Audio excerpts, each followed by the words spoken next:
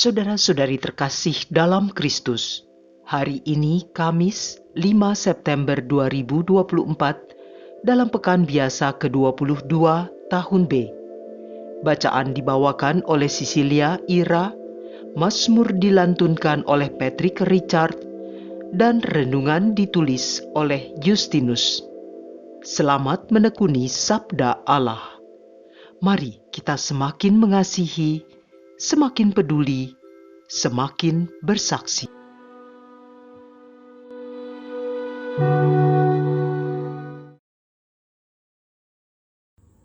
Dalam nama Bapa dan Putra dan Roh Kudus. Amin. Ya Allah, kami bersyukur atas kasih karunia-Mu hingga hari ini. Kami berterima kasih atas kasih-Mu yang menyelamatkan kami, sehingga kami beroleh kehidupan dari penebusan Putra Tunggal-Mu, Tuhan kami Yesus Kristus. Kami mohon kiranya Engkau menerangi hati kami untuk dapat mendengarkan sabda-Mu hari ini. Amin. Bacaan dari surat pertama Rasul Paulus kepada jemaat di Korintus, bab 3 ayat 18 sampai ayat 23. Saudara-saudara, janganlah ada orang yang menipu dirinya sendiri. Jika di antara kalian ada yang menyangka dirinya berhikmat menurut penilaian dunia ini, hendaknya ia menjadi bodoh untuk menjadi berhikmat. Sebab hikmat dunia ini adalah kebodohan bagi Allah. Sebab ada tertulis, Allah menangkap orang berhikmat dalam kecerdikannya sendiri. Dan di tempat lain, Tuhan tahu rancangan-rancangan orang berhikmat, sungguh semuanya sia-sia belaka. Karena itu, janganlah ada orang yang memegahkan dirinya atas manusia, sebab segala sesuatu adalah milikmu, baik Paulus, Apolos, maupun Kefas, baik dunia, hidup maupun mati, baik waktu sekarang maupun yang akan datang. Semua itu milik kalian, tetapi kalian milik Kristus, dan Kristus milik Allah. Demikianlah sabda Tuhan.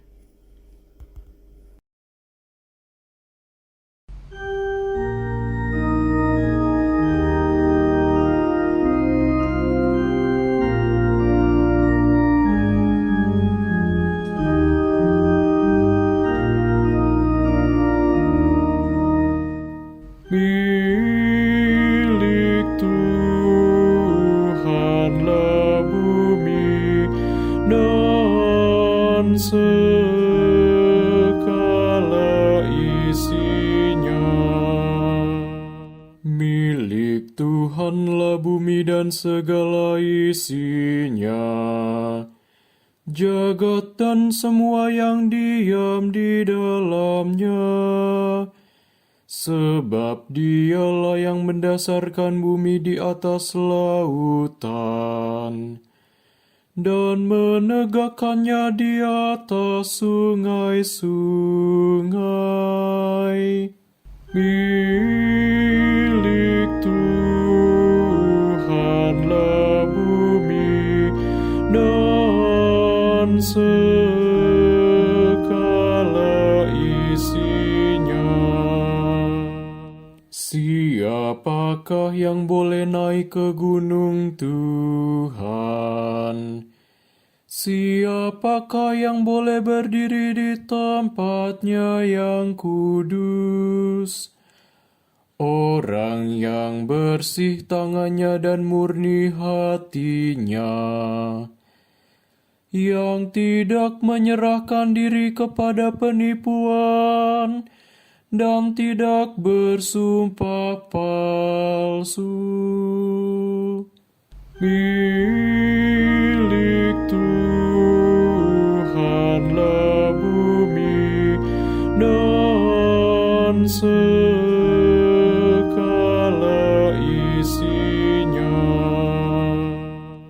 Dialah yang akan menerima berkat dari Tuhan dan keadilan dari Allah penyelamatnya. Itulah angkatan orang-orang yang mencari Tuhan, yang mencari wajah-Mu, ya Allah Yakub. Milik Tuhanlah bumi dan segala isinya.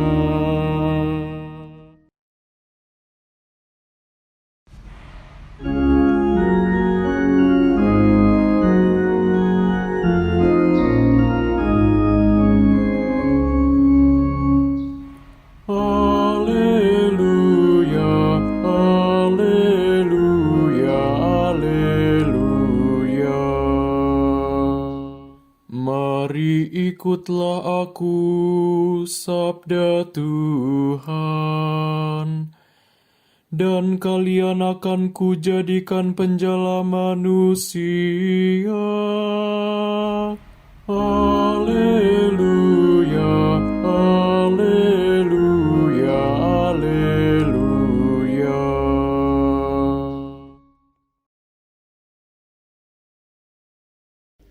Inilah Injil suci menurut Lukas bab 5 ayat 1 sampai ayat 11. Pada suatu ketika Yesus berdiri di pantai Danau Genesaret. Orang banyak mengurumuni Dia hendak mendengarkan sabda Allah.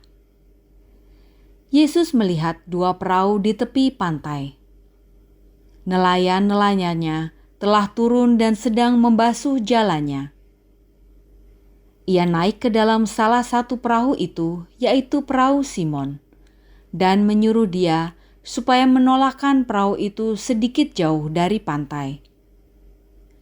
Lalu Yesus duduk dan mengajar orang banyak dari atas perahu. Setelah berbicara, ia berkata kepada Simon, "Bertolaklah ke tempat yang dalam dan tebarkanlah jalamu untuk menangkap ikan." Simon menjawab, "Guru, telah sepanjang malam kami bekerja keras dan kami tidak menangkap apa-apa. Tetapi atas perintah-Mu, aku akan menebarkan jala juga." Dan setelah mereka melakukannya, mereka menangkap ikan dalam jumlah besar, sehingga jala mereka mulai koyak. Lalu mereka memberi isyarat kepada teman-temannya di perahu yang lain, supaya mereka datang membantu. Maka mereka itu datang, lalu mengisi kedua perahu itu dengan ikan hingga hampir tenggelam. Melihat hal itu, Simon tersungkur di depan Yesus dan berkata, "Tuhan, tinggalkanlah aku, karena aku ini orang berdosa." Sebab Simon dan teman-temannya takjub karena banyaknya ikan yang mereka tangkap. Demikian juga Yakobus dan Yohanes, anak-anak Zebedeus, yang menjadi teman Simon.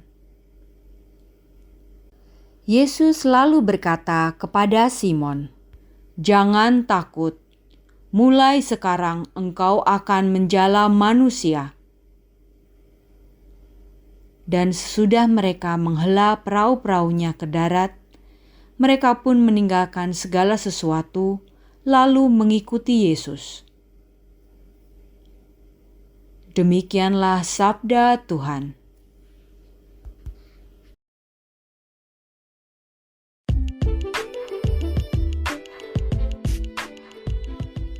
Hikmat dari Tuhan.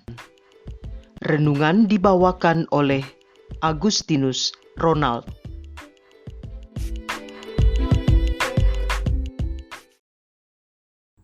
Shalom Aleichem. Senin 2 September 2024 lalu, Bapak Suci Paus Fransiskus bertolak dari Roma untuk mengawali kunjungan apostolik ke Asia dan Oseania, di mana Jakarta menjadi kota pertama yang dikunjungi oleh uskup Roma ini. Persiapan penyambutan kunjungan pun secara cermat dan matang dilakukan oleh panitia nasional yang dikoordinir oleh Ignatius Yonan. Kepanitiaan di tingkat keuskupan dan paroki pun begitu riuh dipersiapkan. Seorang sahabat sibuk berlatih kor bersama 3 keuskupan untuk misa Bapa Paus di GBK. Sahabat lainnya sibuk rapat sebagai panitia nasional, sedang yang lain lagi juga sibuk mengkoordinir pemberangkatan umat dari parokinya dengan pembagian bus. Waktu keberangkatan bus diatur agar tepat dengan Windows time untuk drop off di GBK. Seorang sahabat terdekat lainnya juga sibuk mempersiapkan diri untuk pengamanan ring terluar. Jagat maya juga riuh sejak berminggu-minggu. Ada unggahan seseorang yang menyiapkan pastola bagi Bapa Suci. Ada pula unggahan mobil diproduksi Pindad yang disiapkan untuk kendaraan yang ditumpangi saat menyapa umat di GBK. Tibalah hari kunjungan apostolik Bapa Suci Selasa 3 September 2024. Pesawat komersial yang ditumpangi Bapa Suci mendarat di Bandara Soekarno-Hatta. Dan di bawah tangga pesawat, Bapa Suci disambut oleh pejabat tinggi negara dan panitia nasional, serta tentunya Nuncio, Duta Besar Kedutaan Besar Vatikan di Indonesia. Bapa Suci kemudian memasuki mobil Innova berwarna putih, lalu melaju menuju ke Kedutaan Besar Vatikan, tempat ia menginap selama berada di Jakarta. Sepanjang perjalanan dari bandara menuju Kedutaan Besar Vatikan, terlihat Bapa Suci duduk di kursi depan di samping pengemudi dengan kaca jendela terbuka dan lengan kirinya bersandar pada jendela pintu sembari melambaikan tangan kepada masyarakat yang berdiri menyambutnya di pinggir jalan. Sukacita bercampur haru membuncah dalam diri ketika menyaksikan liputan kunjungan Bapa Suci yang diliput oleh citizen journalist dari layar handphone kecilku.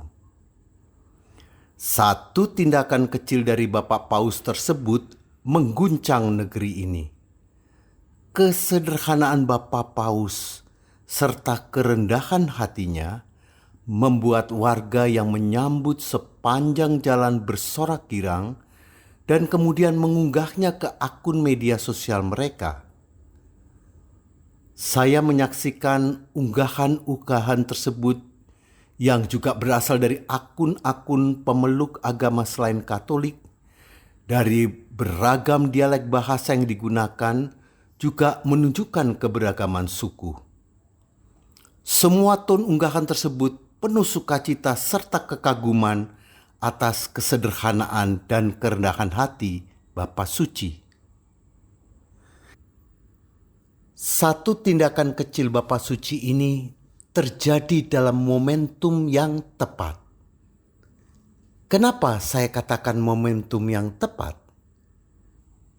Karena negeri ini dalam 2 minggu terakhir diguncang oleh dugaan gaya hidup mewah dari anak dan menantu petinggi negeri yang bepergian ke luar negeri menggunakan private jet milik pengusaha swasta dan menginap di hotel berbintang 5.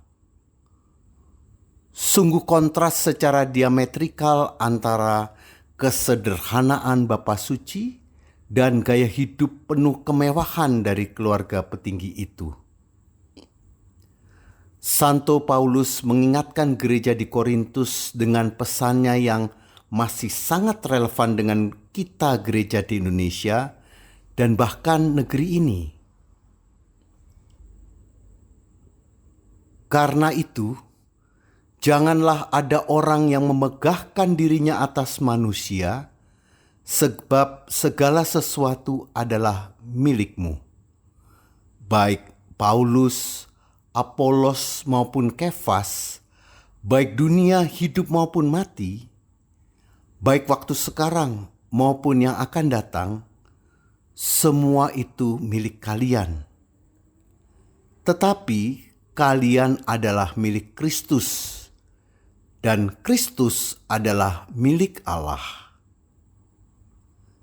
Saya juga sering menyaksikan fenomena yang merebak di negeri ini, di mana beberapa orang kerap memegahkan dirinya di hadapan Tuhan, seolah sangat mengerti, sangat memahami Tuhan, dan bahkan memiliki keberanian serta kelancangan untuk berbicara sebagai juru bicara Tuhan.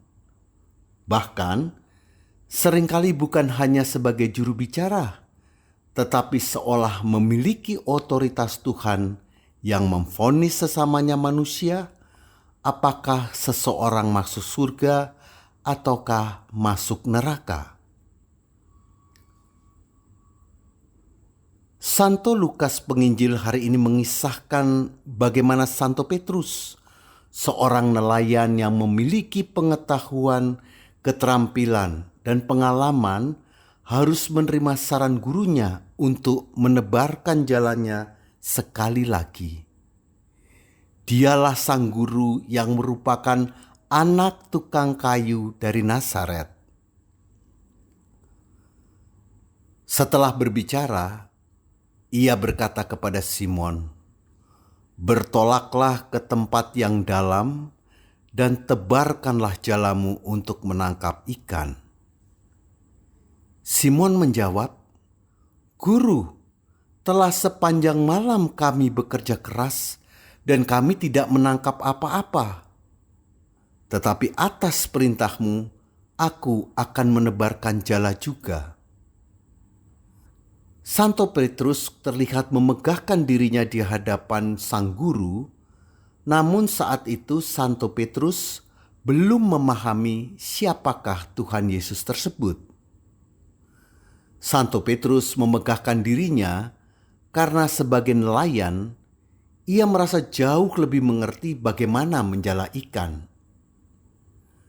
Namun, berkat pertolongan Roh Kudus dan kerendahan hatinya, ia mau menerima otoritas sang guru dan melaksanakan permintaan gurunya itu, sehingga mujizat Tuhan pun terjadi sebagaimana kita dengar dalam Injil hari ini. Yang menarik adalah respons dari Petrus setelah mengalami mujizat dari Tuhan. Melihat hal itu, Simon tersungkur di depan Yesus dan berkata, "Tuhan, tinggalkanlah aku karena aku ini orang berdosa." Sebab Simon dan teman-temannya takjub karena banyaknya ikan yang mereka tangkap. Demikian juga Yakobus dan Yohanes, anak-anak Zebedeus yang menjadi teman Simon. Bukan hanya tersungkur karena merasa sebagai pendosa, tetapi Santo Petrus beserta sahabat-sahabatnya juga segera menyambut ajakan Tuhan yang merubah hidupnya dan hidup manusia seluruh dunia. Yesus lalu berkata kepada Simon, "Jangan takut. Mulai sekarang engkau akan menjala manusia." Dan sesudah mereka menghela perahu-perahunya ke darat, mereka pun meninggalkan segala sesuatu, lalu mengikuti Yesus. Jika saya masih boleh berharap, semoga teladan kesederhanaan dan kerendahan hati Bapa Suci dapat merubah kebiasaan gaya hidup penuh kemewahan dari para elit negeri ini beserta keluarganya, dan jangan juga tentu bagi kita sebagai murid-muridnya. Marilah berdoa. Ya Allah yang Maha Kudus, Kami bersyukur untuk rahmat karunia daripadamu, khususnya untuk sabdamu yang telah kami dengarkan dan renungkan. Mohon bantulah kami dan mampukan kami untuk memiliki kerendahan hati dan kesederhanaan dalam keseharian kami menggereja di Indonesia. Demi Kristus Tuhan dan pengantara kami. Amin. Dalam nama Bapa dan Putra dan Roh Kudus. Amin.